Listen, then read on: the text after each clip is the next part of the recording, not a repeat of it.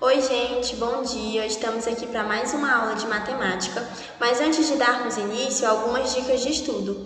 A primeira é que vocês busquem um lugar sossegado e silencioso da casa de vocês, para que vocês possam se concentrar e ter um bom rendimento.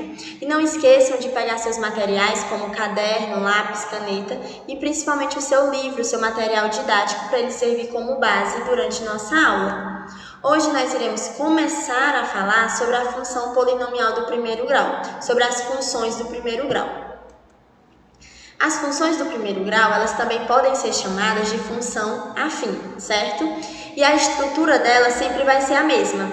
A função de x vai ser sempre igual a a vezes x mais b, onde o a e o b são números reais, onde o a precisa ser diferente de zero, porque se o a for igual a zero, nós não temos uma função.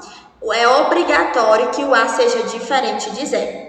O a é o nosso coeficiente angular, que ele vai indicar para a gente a inclinação da reta no gráfico, e o nosso b é o coeficiente linear, que vai dizer o valor numérico por onde essa reta passa. Agora falando sobre o gráfico da função do primeiro grau. O gráfico ele sempre vai possuir uma característica linear, uma estrutura linear. Então, o que é que isso significa? Que no decorrer que x aumenta, o y também aumenta. E no decorrer que x diminui, o y também vai diminuir, certo? E eu posso ter dois tipos de função e dois tipos de gráfico. Eu posso ter uma função crescente com um gráfico crescente. Quando x aumenta, o y também aumenta, ou eu posso ter uma função decrescente, onde à medida que x diminui, o y também diminui. Perdão pelo erro aí no gráfico, mas aí na função decrescente é à medida que o valor de x diminui, os valores correspondentes de y também irão diminuir, certo? Quando o meu a é positivo, quando A é positivo, o gráfico é crescente. Então, nessa nossa primeira imagem aí, nós temos um A positivo. Se o A é maior que zero, quando o A é positivo, o gráfico é crescente. E quando o A é menor que zero, o nosso gráfico ele é decrescente. Então, A maior que zero, A positivo, gráfico crescente. A menor que zero, um A negativo, o nosso gráfico é decrescente. E elas vão ter essas duas caras. No da esquerda é o gráfico crescente e no da direita é o gráfico decrescente. Agora falar sobre a raiz ou zero de uma função do primeiro grau. Essa raiz ou zero da função é o resultado de x. Quanto x precisa valer para aquela função ser zerada, certo? Esse é o pensamento geral. Qual tem que ser o valor de x para a função ser zerada?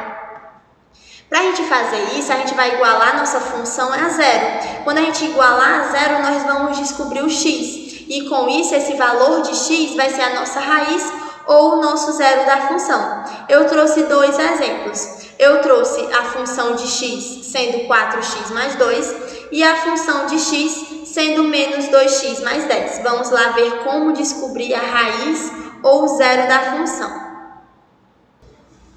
A nossa primeira equação do primeiro grau que tem lá é a seguinte: y é igual a 4x mais 2. Eu quero descobrir a raiz ou zero dessa função. Então, o nosso primeiro passo é igualar ela a zero.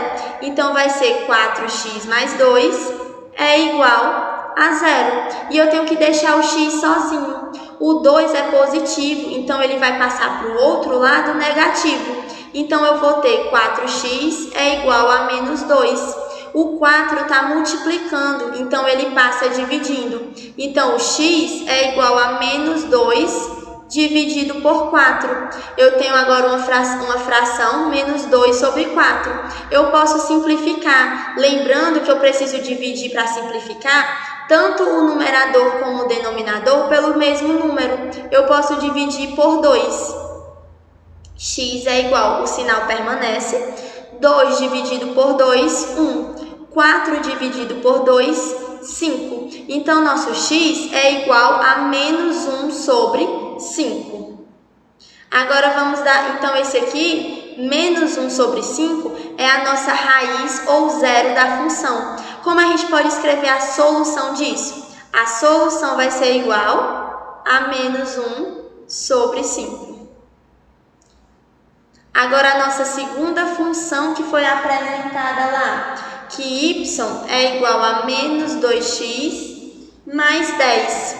O primeiro passo é igualar a zero. Perdão, deixa eu só ajeitar aqui. Então, vai ficar que menos 2x mais 10 é igual a zero. O nosso x aqui, o menos 2x, é mais fácil a gente passar ele para o outro lado para a gente trabalhar só com números positivos. Então, como o 2x está negativo, nós vamos mudar ele de lugar. Então, vai ficar que 10 é igual a 2x. Era negativo, passou positivo. O 2 está multiplicando, então ele passa dividindo. 10 dividido por 2 é igual a x. 10 dividido por 2, 5. Então, x é igual a 5. Então, nosso conjunto solução, ou raiz ou zero da função, é igual a 5. Mas se eu tivesse, ao invés de ter passado 2, eu tivesse passado 10, o resultado ia ser diferente? Não. Vamos observar. Se eu tivesse menos 2x mais 10, só que agora, ao invés de passar o x, eu vou passar o 10. O 10 é positivo, vai passar negativo. Vai ficar menos 2x é igual a menos 10. A gente tem o menos 2 multiplicando, ele passa dividindo. Fica que x é igual a menos 10 dividido por menos 2. Menos com menos na divisão, mais 10 dividido por 2, 5. A gente obtém o mesmo resultado.